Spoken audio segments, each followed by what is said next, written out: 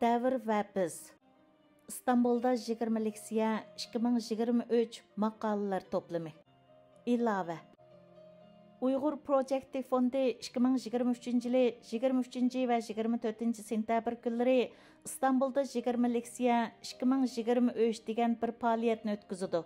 Bu faoliyatga o'xshamagan davlatlardan kelgan 20 nafar ziyoli Uyg'urlar navbatda duch kelgan masalalar va tahdidlar, ularning kelib chiqish sabablari va ularni hal qilishning chora-tadbirlari degan mazmunlarda yarim soat leksiya so'zlaydi. Hamda savol-javoblar uchun maxsus vaqt beriladi. Leksiya hammalarga ochiq bo'lib, leksiyaga kelgan qarindoshlarga 37 nafar yozuvchi yuqoridagi mazmunlarda tayyorlagan 44 parcha maqola kirgizilgan Davr va biz degan basma kitob birdan taqdim qilinadi. Biz imkoniyati barliq qarindoshlarning mazkur leksiyaga qatnashishini qizg'in qarshi olamiz. Tövəndikisi mazkur kitobdagi beg'ishlama bilan muqaddimadan iborat. Beg'ishlama. Bu kitobni 1949 yildan boshlab Sharq Turkistonni mustamlika qilib olgan Xitoy Kompartiya hokimiyatiga bosh egmay yashab olamdan o'tgan Xitoy tajovuzchilariga qarshi kurash qilib qurbon bo'lgan, Xitoy zulmi sababidan hayotidan ayrilgan hamda hozir vatanni va millatni Xitoy mustamlikachilarning qo'ldan ozod qilish, shundaqla Uyg'ur tili, madaniyati va kimligini diasporada saqlab qilish yo'lida moddiy va ma'naviy jihatdan tirishib kurash qilayotgan barliq vatandoshlarga bag'ishlaymiz. Uyg'ur Project Fondi. Muqaddima. Ziyolilik davrimizdagi Uyg'ur ziyolilari va ularning tarixiy burchi. Hozir Xitoyning keng ko'lamlik Uyg'ur irqiy qirg'inchiligini boshlaganiga 7 yil bo'lay deb qoldi. Mushundaq bir kunda Uyg'urlar chet elda elib berayotgan milliy ozodlik da'vosi burunqi har qandaq davrlardagiga qaraganda texmi kengaydi va kuchaydi. Chet eldagi Uyg'ur tashkilotlari va Uyg'ur faoliyatchilar eng yuqori darajada o'zaro uyushib, bir nihoyatda kuchli birlik saf hosil qildi. Uyg'ur tili va Uyg'ur madaniyatini chet elda saqlab qilish jihatdagi ishlar burunqi vaqtlardagidan texmi yaxshi tashkillandi, faoliyatlar sistemalashtirildi, kengaytirildi va kuchaytirildi. Uyg'ur Project Fondi qilayotgan ishlar ana shu sohadagi ishlarning muhim bir qismi. Chet elliklarning Uyg'urlarga ko'rsatgan yesdoshligi va yordami kengaydi va kuchaydi. Ammo vatandagi zulm, vatandagi Uyg'urlikning yo'qolish yuzlanishi va Uyg'ur vatanining vayron qilinishi ostilamadi yoki ojizlamadi. Aksicha, burunqidakla, hatto burunqidanmi vahshiy holda elib berilyotidi. Bundaq ahvol yaqinqi kunlarda chet elda yashayotgan xeyli ko'p sondagi qarindoshlarning umidsizlanishini, hatto tushkunlashishini keltirib chiqarishga boshladi. Davrimizda diasporadagi Uyg'urlar orasida ikki xil kishilar to'pi gavdalanishga boshladi. Uning bir xili Xitoyning tishiga tegmay o'z ishini qilib yashayotgan bir qism Uyg'urlar. Yana bir xili o'zining qo'ldan kelganini qilib, barliq tirishchanligi bilan Uyg'urlarning o'zini qutqizish yo'llari ustida izlanayotgan Uyg'urlar. Uyg'ur Project Fondi va Mash'al Uyg'ur gruppasidagi qarindoshlar mushunda qalqiliq paytda o'zimizni qutqizish yo'llari ustida tirishchanlik ko'rsatayotgan ashu Uyg'urlarning bir qismidan tarkib topgan. Bizning chaqiriqimiz va tashkillashimiz bilan İstanbulda 20 leksiya 2023 faoliyatining tayyorligi boshlandi. Bu faoliyatning maqsadi hozir chet elda yashayotgan Uyg'ur ziyolilari va boshqa Uyg'ur bilim egalarining millatni tarbiyalash va yetaklash jihatdagi aqliy kuchining namoyandasini vujudga keltirish. Diasporadagi mazkur chaqiriqqa ovoz qo'shgan 37 nafar yozuvchi mazkur to'plam uchun 44 parcha maqola tayyorladi. U maqolalar Uyg'urlar navbatda duch kelgan masala va tahdidlar, ularning kelib chiqish sabablari va ularni hal qilishning chora-tadbirlarini asosiy mazmun qildi. Qo'lingizdagi kitobga ana shu 44 parcha maqola kirgizildi. Uyg'urlar o'zining burungi tarixida o'z ziyolilarga bugünkidek kuchlik darajada ehtiyojliq bo'lib baqqan emas. Ziyolilar yangi ideya yaratadi. Jurnalist, o'qituvchi va shuningga o'xshash boshqa bilim ahllilari bo'lsa, shu yangi ideyalarni xalqqa yeshib tushuntirdi. Shu orqali bu yangi ideyalar ommaviy pozitsiyaga va umumiy xalq aqidasiga ta'sir ko'rsatadi yoki ularni bir yangi tusga kirgizadi.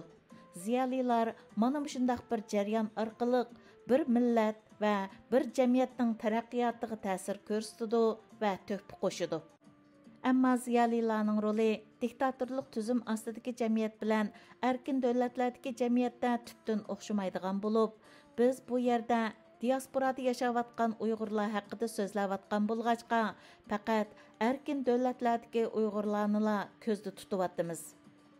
Bir odamning nomining mashhur bo'lishi uning ideyasining yomon oqibatlarni keltirib chiqarmaydiganligidan derak bermaydi.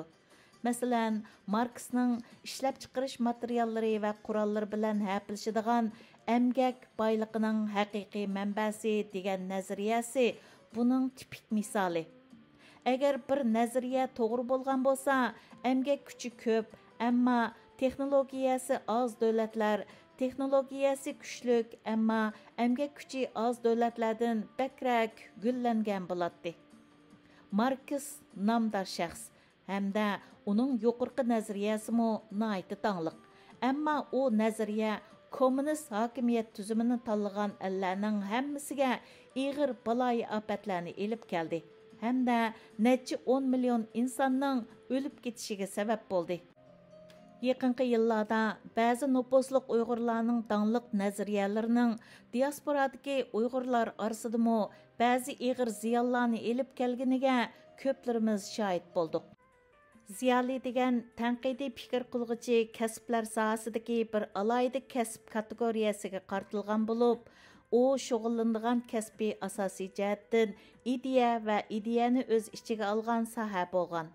Ishlab chiqaradigan eng dastlabki va eng oxirgi mahsuloti faqat ideyalarli bo'lgan kishilarga ishlatiladi.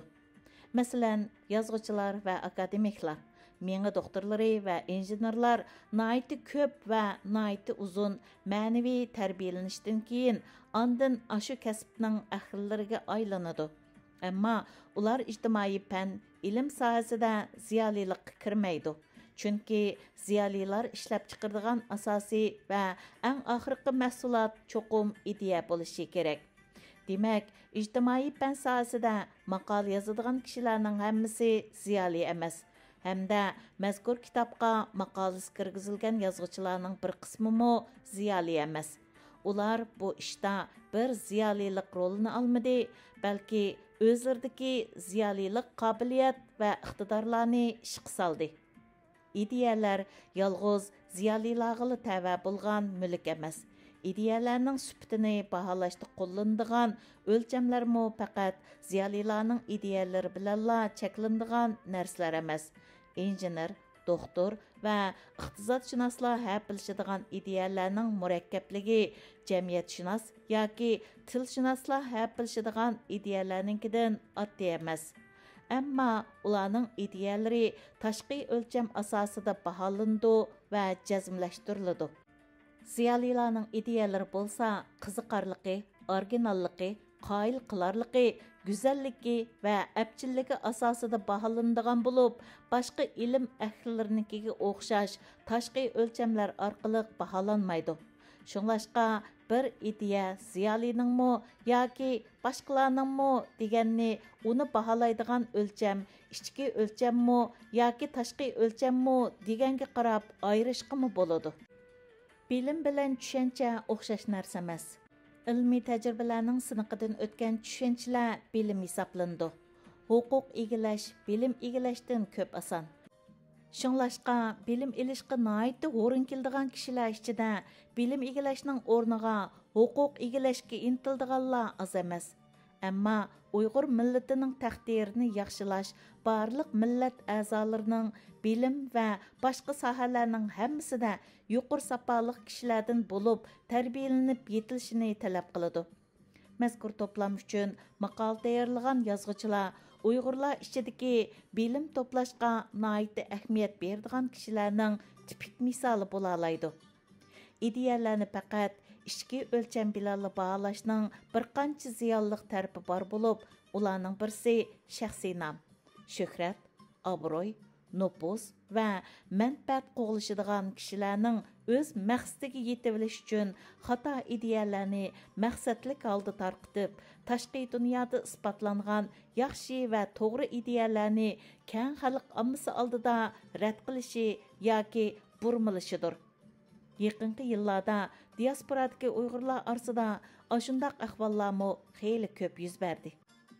Qisqasi, ziyolilarning va ziyolilikning sirtqi dunyoga nisbatan javobgarlikqa tortiladigan mas'uliyati bo'lmasligi yoki ziyolilar chambarkining sirtida javobgarlikqa tortilmasligi ijtimoiy soatga bir nihoyatda foydasiz ahvol bo'lib, ashundaq ahvolning ziyinini eng yuqori darajada azaytishda barliq bilim ahllarining bir o'rtaq axloqiy majburiyati bor. Barliq bilim egalarining oldiga qo'yilgan yana bir muhim vazifa diasporadagi Uyg'urlarning oldiga yangidan tashlangan ideyalarga nisbatan isbotlangan haqiqat degan pozitsiyada bo'lmay, buningdan keyin sinildigan faraz deb muomala qilish va o'zimizning milliy manfaatini hammadan ustun o'ringa qo'yish ingimizni o'stirish hamda milliy manfaatni o'z manfaatidan ustun o'ringa qo'ydigan haqiqiy millatparvar kishilar qo'shunini uzluksiz kengaytirish. Biz İstanbul'daki 20 leksiya 2023 faoliyati va mazkur kitobning ashu sohadagi ulug'vor ishlarda nihoyatda muhim rollarni o'ynashini umid qilamiz. Mazkur kitobga kirgizilgan maqolalarda o'tirg'i qo'yilgan nazariya va ko'zqarashlarning hammasi maqola avtorlarining o'zlariga mansub bo'lib, ular Uyg'ur Project fondi yoki Mash'al Uyg'ur gruppasiga vakillik qilmaydi. İstanbul'da 20 leksiya va 2023 va mazkur kitobning ro'yobga chiqishida Uyg'ur Project fondi va Mash'al Uyg'ur gruppasidagi 7 nafar sabdishimiz bizga kelgan maqolalarning asosiy mazmunlari 50 parchadak maqola va 20 parchadak serilma hujjatlarni tekshirib, ba'zilarini o'zgartib, baholab, tasdiqlashdan iborat ig'ir vazifani o'z ustiga oldi. Gulzira Nurmamat, Jurat Nizomiddin, Umar Imin, Pidakar, Roshan Hamid va Talat Qadiridan iborat 6 nafar qarindishimiz maqolalarning tahrirlik ishlarini o'z ustiga oldi. Dunyoning har qaysi joylarida yashaydigan 43 nafar qarindishimiz 50 parcha maqola yozib tayyorladi. 20 nafar qarindishimiz o'z chiqimi bilan İstanbul'dagi leksiya so'zlash faoliyatiga qatnashmoqchi. İstanbul'daki Abdujalil Turan, Amerika Shimoliy Kaliforniyadagi Uyg'ur jamoati mazkur kitob va leksiya uchun iqtisodiy xarajatning bir qismini chiqarib berdi. Uyg'ur Project fondi, Mash'al Uyg'ur gruppasi, Uyg'ur axborot markazidagi qarindoshlar hamda İstanbul'dagi boshqa bir qism do'stlar mazkur kitob va leksiya ishlarida bizga nihoyatda qimmatli yordam qo'llarini sundi. Biz mushu ishlarning vujudga chiqishiga yordam qo'llarini sungan barliq qarindoshlarga chin ko'nglimizdan rahmat aytamiz. Uyg'ur Project fondi va Mash'al Uyg'ur gruppasi 2023 yil 7 oy.